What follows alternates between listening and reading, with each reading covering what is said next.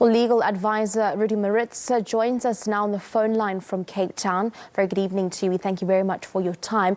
Cannabis has now been decriminalised for private use specifically. In layman's terms, essentially, what does that mean and what are its boundaries? Well, I think the first part of the ruling is that the boundaries is set to personal consumption. And I think that's an important key. Whatever we do in terms of the use, the possession, or the cultivation, the end result must be personal consumption. Of course, amending the law is set to take 2 years or so. Does that now mean that users will actually be breaking the law if they light up before then? Well, from today, no.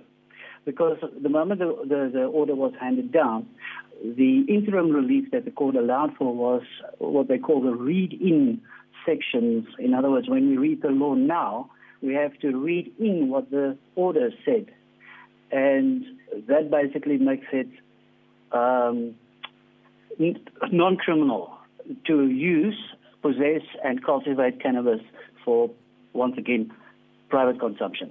Now, we do know that the Police Minister, Bheki Cele, has also cited his concerns around today's ruling. But, you know, selling the drug still is said to be remaining illegal. How is this actually going to be regulated effectively where it already exists in an industry, or rather at a time that it's already easily accessible?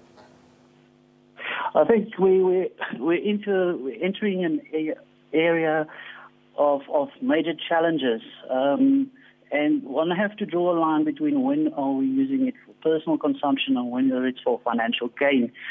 And although the Criminal Procedures Act does provide for it and was addressed in the ruling, it is at the end of the day up to the police to make that call and say, is this now for private consumption? If I'm caught in possession, would the amount that I have be for private consumption, or am I dealing?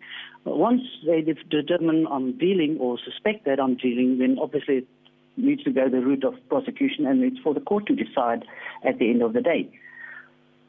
Has that amount already been verified, or has there been a structure as to what a person can actually term is used for private use? There was a reference in the court, in the documents, in the evidence as to the limit of 115 milligrams. But the court, even the High Court, said that they're not going to set the limit because that is for Parliament via legislation to do that in determining. And the evidence is also very sketchy in terms of what is safe, what is a safe level of consumption, or when does it become a risk. So, yes, we will have to see where legislation goes with this in terms of the 24-month period that they have to draft. And obviously there will be a lot of public participation processes going forward in terms of the limitations. Definitely. We thank you very much for your time this evening. That was Rudy Maritz, a legal advisor on today's landmark ruling, allowing for the private use as well as the cultivation of dagga in the use of one's own home here in South Africa. We take a short break here on SABC News. Stay tuned.